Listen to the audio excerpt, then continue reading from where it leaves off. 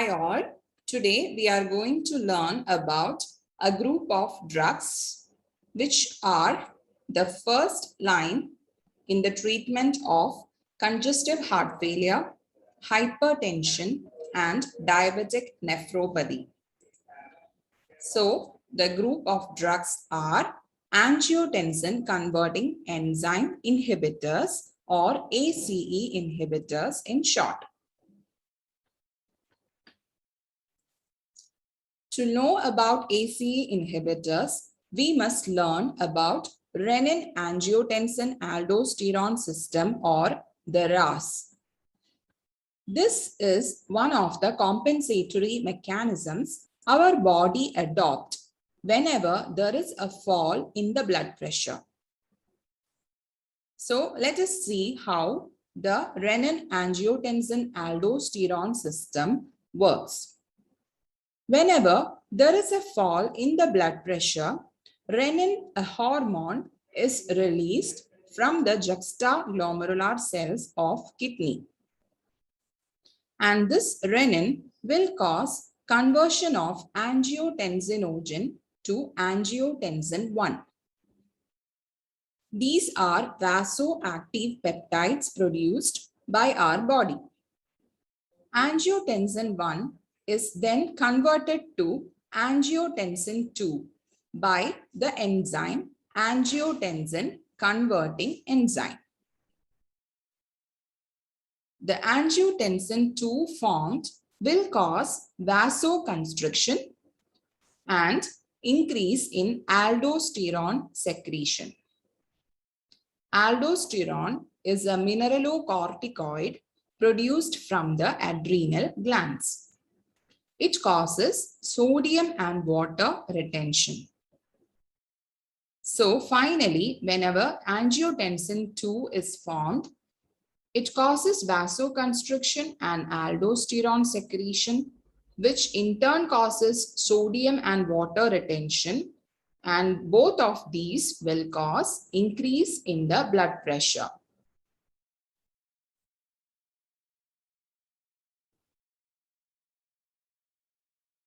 So let us see the mechanism of action of the ACE inhibitors now.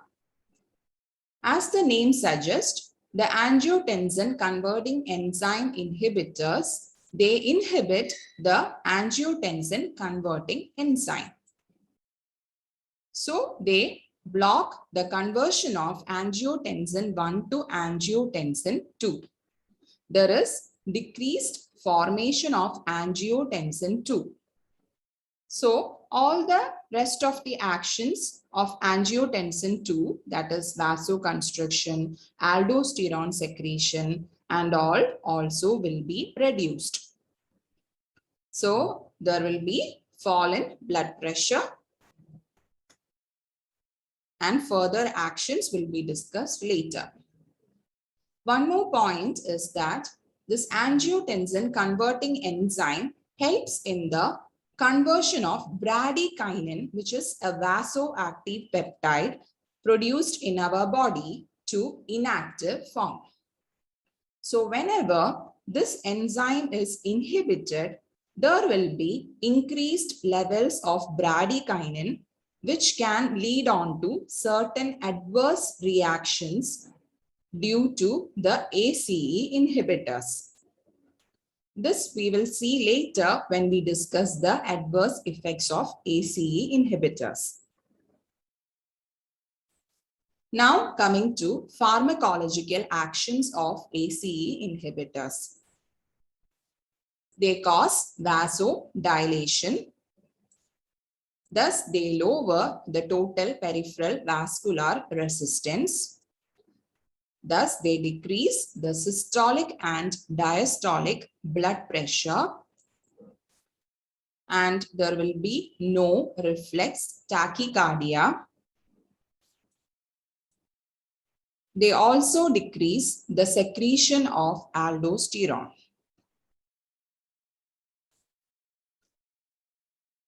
Now, let us see some of the common ACE inhibitors.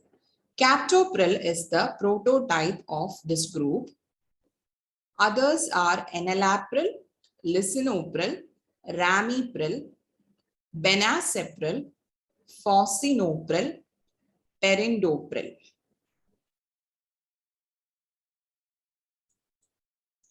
Coming to the pharmacokinetics of ACE inhibitors. They all are prodrugs except captopril and lisinopril. Prodrugs means these drugs have to be converted into active metabolites in the body for their action. So for example, enalapril, which is an ACE inhibitor, is converted into enalaprilat, which is an active metabolite that will help in its action. The presence of food in the stomach delay the absorption of ACE inhibitors. They all are renally eliminated.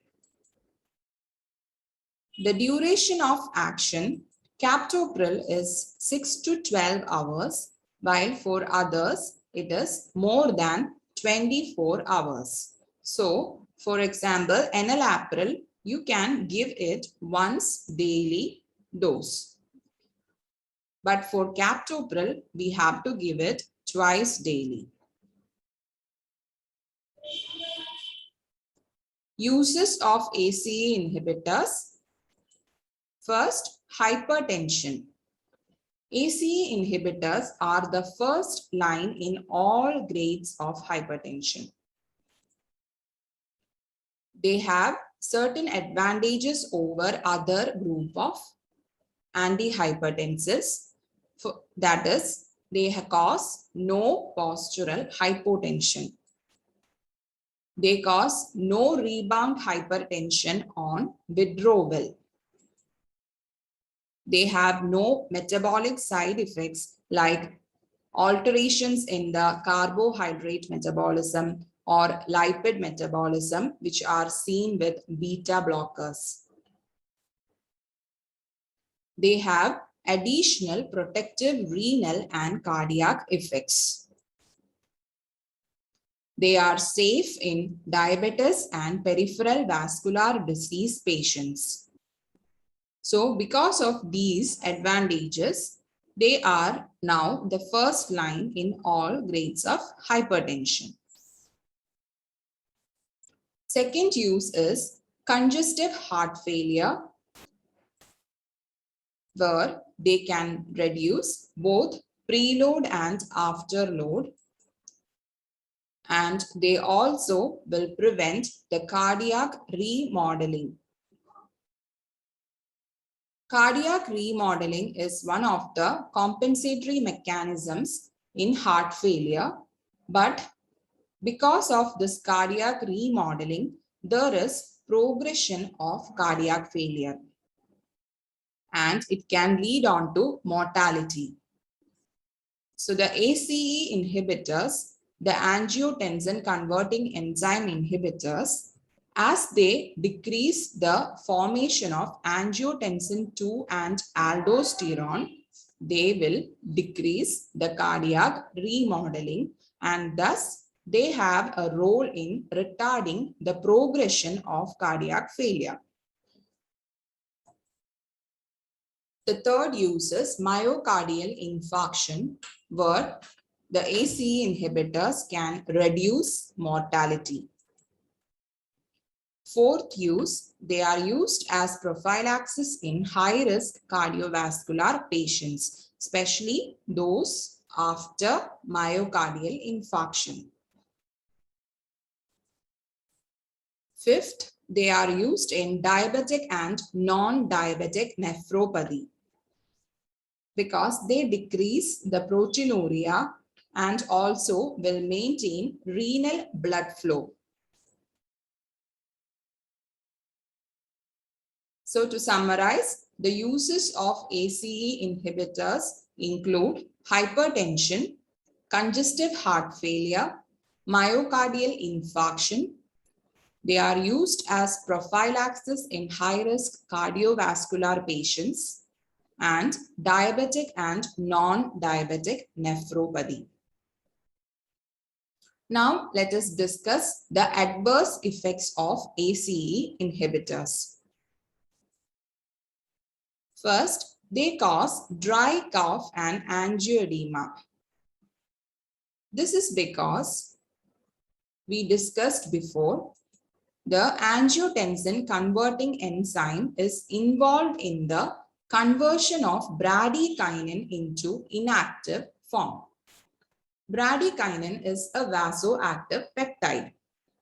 So, when the ACE inhibitors are used, they will inhibit the bradykinin conversion to inactive form, causing increased levels of bradykinin, which is causing the dry cough and angioedema, which are a specific side effect of ACE inhibitors. So, dry cough and angioedema they are one of the specific side effects of ACE inhibitors, which is due to the increased levels of bradykinin.